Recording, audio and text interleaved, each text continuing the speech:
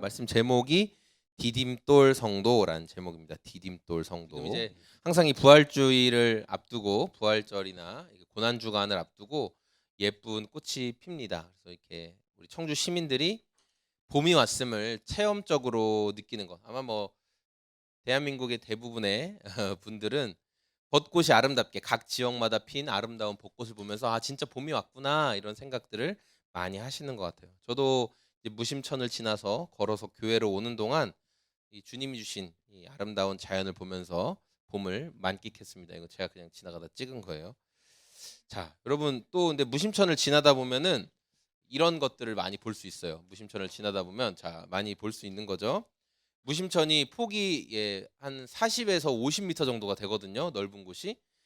그래서 무심천을 가로질러서 세워진 큰 다리들이 있어요. 이 상당구와 서원구를 이 무심천이 나누더라고요. 그래서 큰 다리들도 많이 있지만 이 천 주변으로 산책하는 사람들이 쉽게 이곳에서 반대편으로 건너갈 수 있게 도와주는 게 바로 이 띄엄띄엄 놓인 징검다리죠. 자, 무심천은 수심이 얕아서 비교적 얕아서 징검다리들이 많아요. 수심이 막 2m, 3m 되면 당연히 다리가 있겠지만 수심이 얕기 때문에 저런 징검다리들이 많이 있어요. 자, 여러분 이거 징검다리를 하나하나 떼어놓고 보면 별거 아니거든요. 그냥 돌멩이에요. 그냥 돌멩이 하나. 그런데 이 중에 중간에 하나라도 빠지면 사람들이 저기 지나갈 수 있을까요? 네, 못 지나가요. 가다가 다시 돌아와야 돼요. 왜냐하면 내가 한 발 뛰기에는 너무 멀거든요. 그래서 적당한 위치에 하나씩 있어야지 밟고 지나갈 수가 있는 거죠. 디딤돌이 알맞은 위치에 놓여 있어야 사람들이 큰 도움을 받을 수가 있죠. 오늘 우리가 읽은 말씀에도 이제 복음이 전해지는 데 있어서 이 디딤돌과 같은 역할을 감당한 사람들 그 모습이 등장해요. 우리는 그동안 사울에 대해서 살펴봤죠. 사울은 유대교 안에 있었으면 유대교를 계속 믿었으면 보장된 미래가 기다리고 있었어요. 많은 부와 명예와 이런 것들을 다 얻을 수 있는 사람이었지만 보장된 미래를 다 버리고 예수님을 만나게 됐죠. 예수님 만난 후 모든 보장된 미래가 다 사라지게 됐고 사냥꾼에서 뭐로 변했어요? 사냥감으로 변했어요. 맞아요. 사냥꾼이었던 사울이 사냥감으로 변했어요. 그래서 사울은 누가 사람들이 볼 때는 되게 불쌍해 보이고 아유 저 사람 소중한 걸 다 잃어버렸네 이렇게 생각할지 모르겠지만 사울은 그렇지 않았다는 거예요. 자기가 누릴 부와 명예보다 예수님을 만나고 내가 새로운 생명을 얻었다. 이것을 더욱 기뻐한 사람이 바로 사울이었어요. 사도행전의 저자는 누군 줄 알아요? 사도행전은 누가 썼을까요? 누가가 썼어요. 맞아요. 사도행전은 누가가 썼죠. 이게 누가가 처음에 이제 사울에게 집중되어 있던 초점을 이제 잠깐 바꿔서 초대교회의 아주 중요한 사도였던 베드로 이야기를 오늘 말씀에 기록하고 있어요. 여러분 31절 말씀을 보면 뭐라고 나와요? 예수님을 만난 사울은 자기 고향인 이제 다소로 내려갔다라고 되어 있죠. 그러니까 사울이 다소라는 곳으로 이제 내려갔어요. 그리고 교회들은 아주 든든히 서 나갔다라는 것이 오늘 말씀에 기록되어 있죠. 유대와 갈릴리아와 사마리아 전 지역의 교회들이 핍박을 받으면서도 세워져 가고 있었어요. 그리고 주님이 주신 평화가 잠깐 동안 머물렀죠. 자, 복음이 유대를 넘어서 주변 지역으로 퍼져나가고 아름답게 교회가 세워지는 장면들이 기록하고 있어요. 복음이 점차 이방인들을 향하고 있다라는 것을 우리가 볼 수 있습니다. 이방인들에게 복음이 전해지고 있는 거예요. 자, 이때 베드로가 서쪽 지방을 여행하면서 성도들을 위로하는 일을 감당하는데 저 앞에 이미지를 보시면 자, 이게 사해, 갈릴리, 여기에 예루살렘이 보이죠. 예루살렘이 보이고 예루살렘에서 바닷가 쪽으로 룻다, 요빠 이런 지역이 있어요. 보이시죠? 그리고 저기 위에 가이사랴라는 지역은 빌립 집사님이 갔던 곳이 가이사랴예요. 그렇죠? 사마리아에서 가이사랴로 갔던 게 저 지역. 스테반 집사님은 맞아요. 죽었어요. 그래서 지도를 보시면서 내용을 이해하시면 더 좋을 것 같아요. 자, 이제 베드로가 예루살렘에서 룻다란 지역으로 간 거예요.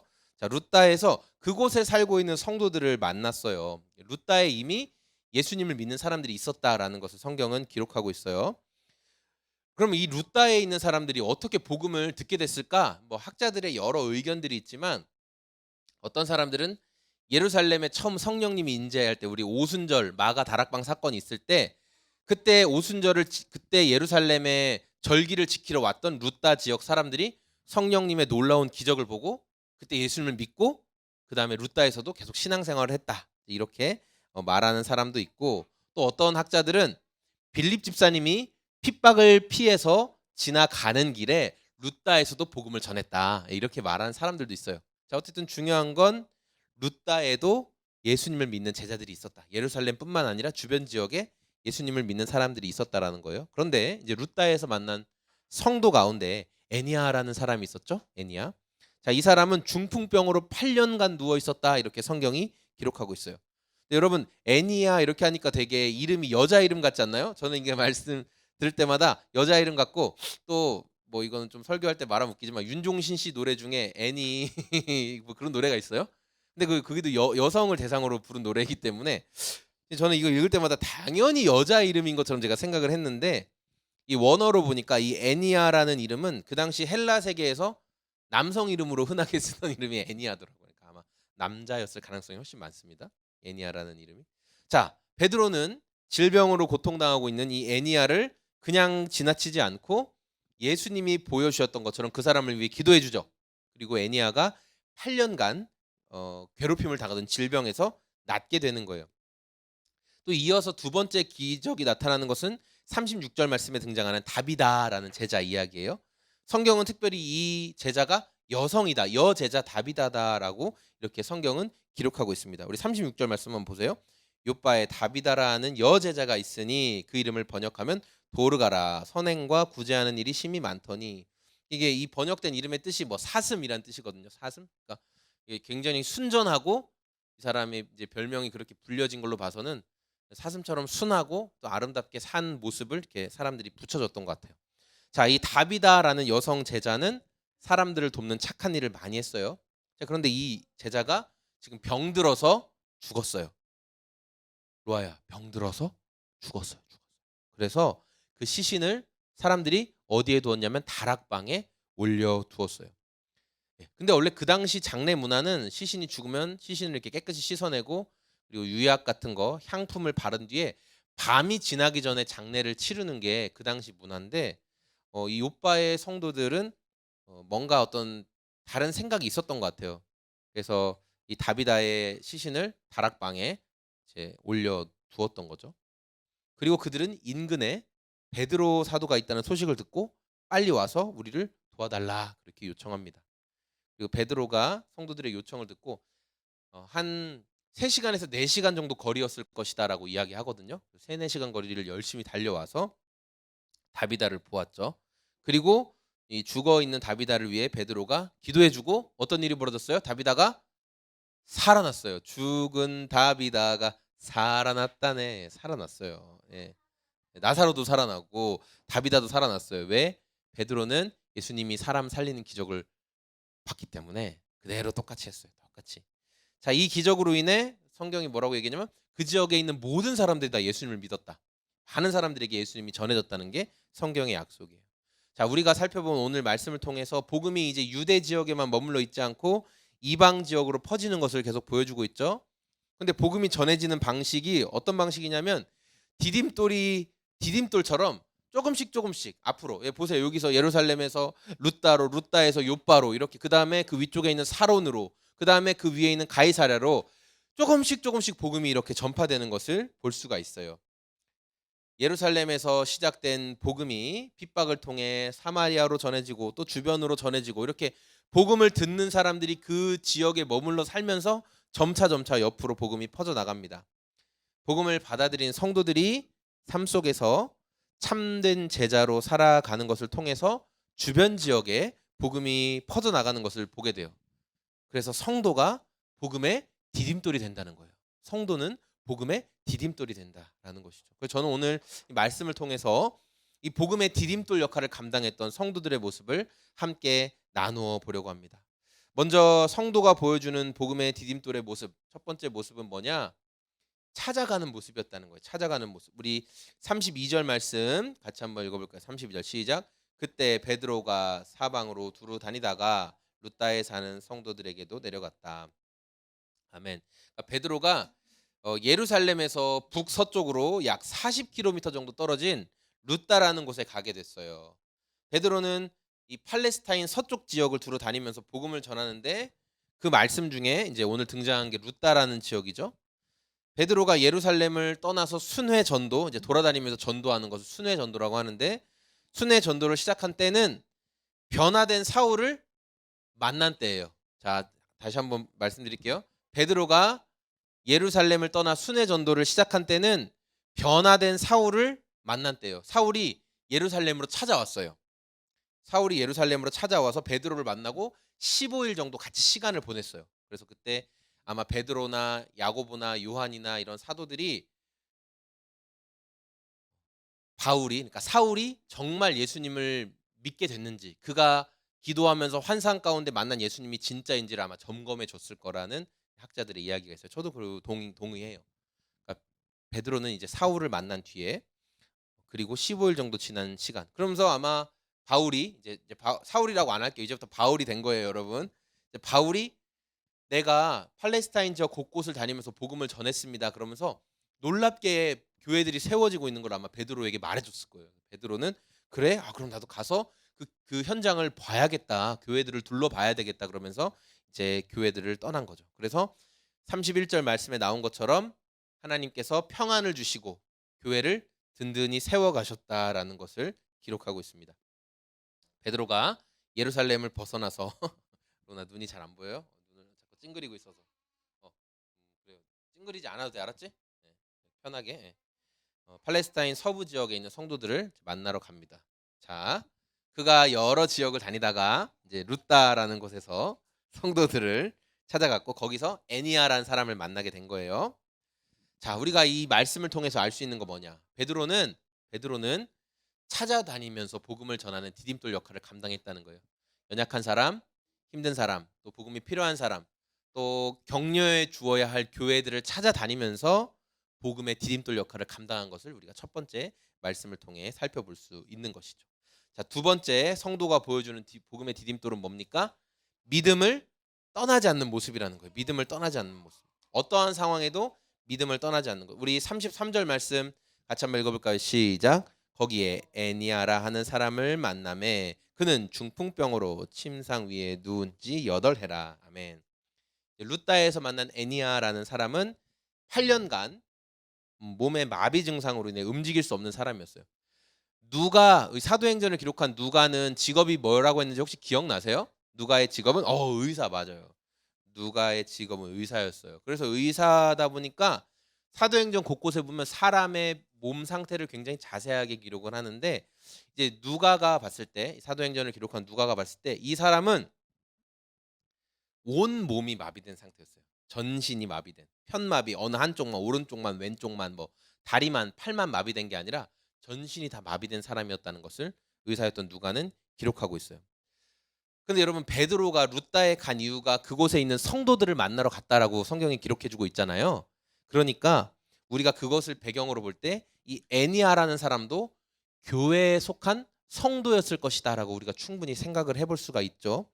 자, 그런데 이 애니아라는 성도는 8년 동안 전신이 마비된 증상으로 침상에 누워 있었던 사람이다라는 것을 우리가 알 수 있어요. 저도 허리가 아파서 지금도 좀 허리가 아프네요. 저도 허리가 아파서 아주 힘들었던 적이 있어요. 너무 잘 알고 계시죠? 그래서 제가 이제 요 며칠 이렇게 걸어서 집에서 교회까지 걸어서 왔다 갔다 했는데 좀 무리한 것 같아요. 발바닥에 물집도 잡히고. 그런데 그래도 제가 감사한 게 주님, 그래도 제가 걸을 수 있어서 감사합니다. 이렇게 감사의 고백이 막 수시로 나오더라고요. 자, 여러분, 8년 동안 전신이 마비된 상태로 움직이지 못한 그 애니아는 얼마나 마음이 어려웠을까. 그렇죠? 네. 저는 한 몇 개월 허리 아픈 것도 진짜 그렇게 힘들었는데 8년 동안 아예 움직일 수 없어요. 남들이 다 도와줘야 돼. 얼마나 힘들었겠어요. 그렇죠? 애니아는 이런 마음이 있었을 거예요. 내가 건강했다면, 내가 걸어 다닐 수 있고 내 팔다리가 자유자재로 움직였다면 나는 다른 성도들처럼 교회를 위해 열심히 헌신하고 봉사했을 텐데, 내가 번 돈으로 교회에 헌금도 하고 불쌍한 사람들 챙겨주고 식탁도 내가 준비하고 맛있는 것도 먹여주고 내가 다 그렇게 할 수 있었을 텐데 내가 몸이 움직이지 못하니까 아무것도 할 수 없구나. 오히려 남들이 날 계속 도와줘야 되는구나. 분명히 그런 생각도 했을 거예요.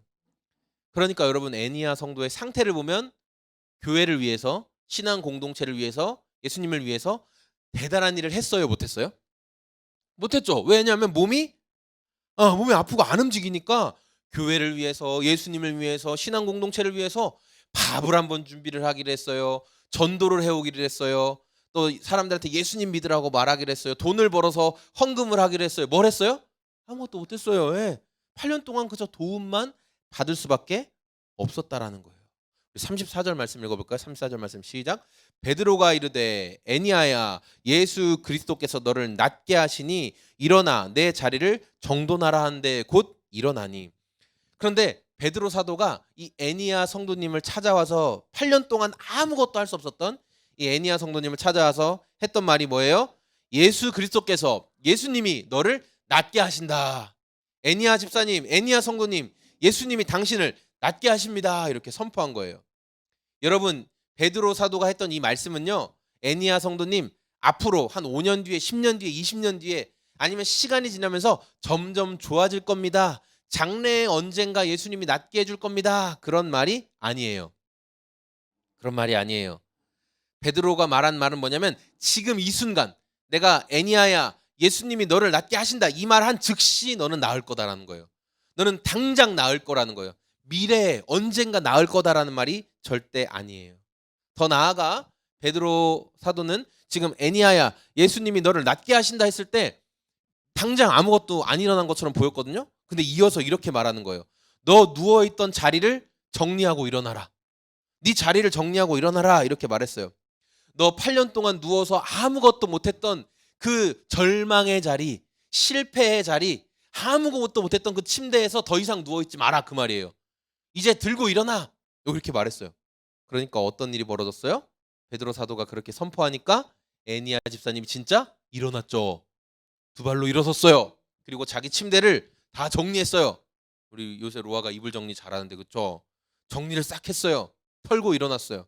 그러니까 여러분 어떤 일이 벌어졌다고 35절에 말씀하고 있어요? 이 일이 루따와 사론 지역에 사는 사람들에게 다 전파됐다. 다 전파됐다는 거예요. 여러분 애니아 성도님이 8년 동안 병상에 침대에 누워 있으니까 교회를 위해서, 성도들을 위해서, 예수님을 위해서 대단한 일을 했어요, 못했어요? 못했어요. 아무 일도 못했다고요. 8년 동안 누워있는 환자가 무슨 일을 할 수 있겠어요. 그런데 예수님의 이름으로 애니아 성도님이 고침받으니까 그 소문이 어디까지 퍼졌대요? 엄청나게 많은 지역에 퍼졌다고 하죠. 그리고 엄청나게 많은 사람들이 예수님을 믿게 되었다는 거예요. 애니아 성도님은 어떤 일을 했어요? 그저 교회에 붙어 있을 뿐이었어요. 그저 믿음의 공동체 안에 그냥 머물러 있을 뿐이었어요. 그가 할 수 있는 일은 그거밖에 없었으니까.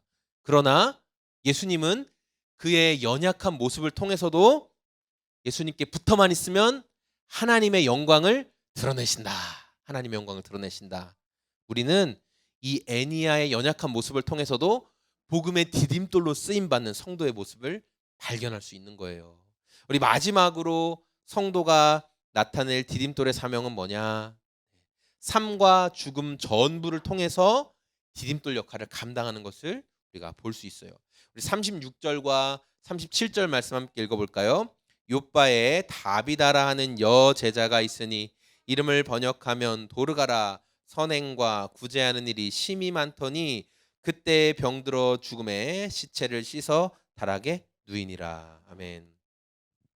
성경에 정말 아주 드물게 여성 제자의 이야기가 기록되어 있는데 이 다비다라는 여성은 실제로 여제자다라고 아예 딱 명시적으로 성경에 기록해 두었어요. 그리고 평소에 그의 삶을 통해, 평소에 다비다의 삶을 통해서 디딤돌 역할을 잘 감당한 사람이라고 성경이 말씀하고 있어요. 이 다비다 성도님이 했던 일은 뭐냐면 하나님께서 이스라엘에서 특별히 불쌍히 여기는 대상들이 있어요. 고아와 과부, 그리고 이방인 나그네들을 하나님 불쌍히 여기시는데 과부들을 섬겼던 제자가 바로 이 다비다 성도님이었어요. 자, 이 다비다 성도님은 살아있는 동안에 과부들을 잘 섬기고 그들의 필요를 잘 채워주었어요. 자, 그러다 보니까 이 다비다 성도님이 병들어서 죽게 되었을 때 다비다 성도에게 실질적인 많은 도움을 받았던 과부들이 그 시체 곁에 서서 함께 울어주었어요. 우리가 죽었을 때 우리 곁에서 눈물 흘리며 울어줄 수 있는 사람들은 어떤 사람들이냐면 우리가 평소에 섬겨주고 돌봐줬던 사람들이 우리를 위해 그렇게 울어줄 수 있을 거예요. 다비다 성도는 그 일들을 잘 감당했어요. 그러니까 많은 사람들이 찾아와서 다비다 성도 옆에서 슬퍼하며 울어줬어요. 자, 그런데 아직 장례를 치르지 않았죠. 장사를 치르지 않고 다락방에 다비다 성도의 시체를 그대로 두었어요. 그리고 베드로 사도가 이 근처에 있다라는 것을 듣게 된 사람들은 빨리 베드로 사도님 와주세요 그렇게 요청했어요. 그래서 베드로 사도가 달려왔죠. 자, 달려온 베드로 사도가 보니까 다비다 성도님은 이미 죽었어요. 이미 죽어 있어요. 그런데 그 옆에 있던 다른 예수님을 믿는 사람들, 특별히 과부들이 베드로에게 다비다 성도가 만들어줬던 겉옷과 속옷, 안에 입는 옷과 밖에 입는 옷. 자, 이거는 어떤 의미냐면 하나님이 겉옷은 빼앗지 말라 이렇게 말씀한 거 혹시 여러분 기억나세요? 겉옷은 전당을 잡을지라도 밤이 되면 돌려줘라. 그거는 이불처럼 써야 되고 굉장히 중요한 거였거든요. 이게 없으면 살아갈 수가 없어요. 자, 다비다 성도는 그 사람들이 정말 필요한 걸 실제적으로 만들어주고 돌봐주는 사람이었다는 것을 우리가 알 수 있어요. 그래서 그런 사랑과 헌신이 얼마나 컸는지 베드로에게 다 보여줬던 거예요. 다비다 성도는 일상생활 속에서 평소의 생활 속에서 하나님 사랑과 이웃 사랑을 그대로 실천하는 사람이었어요. 그래서 베드로는 예수님이 하셨던 것과 똑같이 이제 다비다 성도에게 일을 합니다. 어떤 일을 했냐면 베드로가 어떤 걸 봤냐면 예전에 예수님이 살아계실 때 예수님이 제자들과 있으실 때 회당 교회를 잘 돌보는 회당장 야이로라는 사람이 있었어요. 근데 이 야이로의 딸이 병들어서 갑자기 죽게 됐어요. 그래서 회당장 야이로가 와서 예수님 우리 딸 좀 살려주세요 그랬어요. 그래서 예수님이 그 딸에게 갔죠. 말씀 묵상한 거 기억나요? 맞아요. 딸에게 갔어요. 근데 이 여자아이가 죽어 있었어요. 그래서 막 사람들이 막 비웃고 어떤 사람들은 슬퍼하고 막 그럴 때 그리고 어떻게 죽은 사람을 살린단 말이냐 그러면서 막 비웃었을 때 예수님이 어떻게 했어요? 그 사람들 그 자리에 다 있으라고 했어요. 밖으로 나가라고 했어요. 네, 밖으로 다 나가라고 했어요. 그리고 핵심되는 제자들만 옆에 있게 했어요. 그러면서 예수님이 그 소녀에게 뭐라고 했어요? 소녀야 일어나라. 아람어로는 달리다 쿰 이렇게 했어요. 달리다 쿰 하니까 죽어있던 여자아이가 살아났죠. 베드로는 그걸 봤어요. 그러니까 지금 베드로가 어떻게 했어요? 옆에 있던 성도들을 다 밖으로 나가게 한 뒤에 죽어있는 다비다 성도를 향해서 베드로가 뭐라고 외친 줄 알아요? 다비다 쿰 이렇게 했어요. 비슷하지 않아요? 달리다 쿰 다비다 쿰 한 글자만 다르고 똑같죠. 베드로는 예수님이 보여준 그대로 아마 했을 거예요. 다비다 성도여 일어나라 다비다 쿰 이렇게 한 거예요. 그랬더니 다비다 성도가 살아났어요. 다비다 성도는 그녀의 죽음과 부활을 통해서 많은 사람들에게 복음을 전하는 디딤돌로 사용되었다는 거예요. 오늘 말씀을 정리할 건데요. 성도는 삶을 통해서 복음이 전해지는 디딤돌 역할을 감당해야 되는 거예요.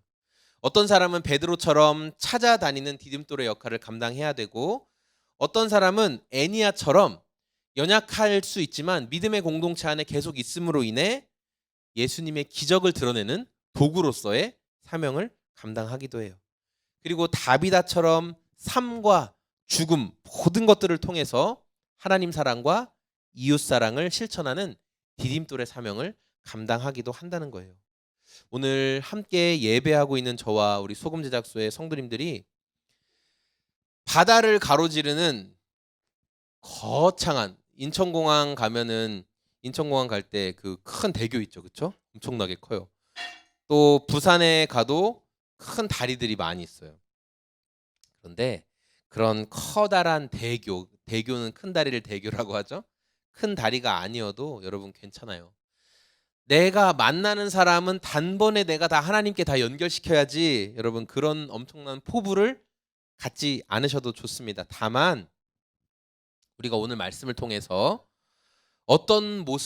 우리 어떤 모습으로든 내 삶을 통해 누군가를 복음으로 이끌어 줄 수 있는 디딤돌이 되기를 원하는 거예요. 저 사람이 나를 딛고 예수님께 한 걸음 나아갔으면 좋겠다. 내가 그 역할을 감당했으면 좋겠다. 그런 디딤돌의 역할을 우리가 감당하길 원해요. 찾아가는 적극성으로 또 끝까지 믿음 안에 인내하며 머물러 있는 겸손으로 그리고 내가 할 수 있는 구제와 섬김의 손길을 통해 복음의 디딤돌이 되는 저와 소금 제작소 교회 모든 성도님들이 다 되시길 소망합니다. 아멘.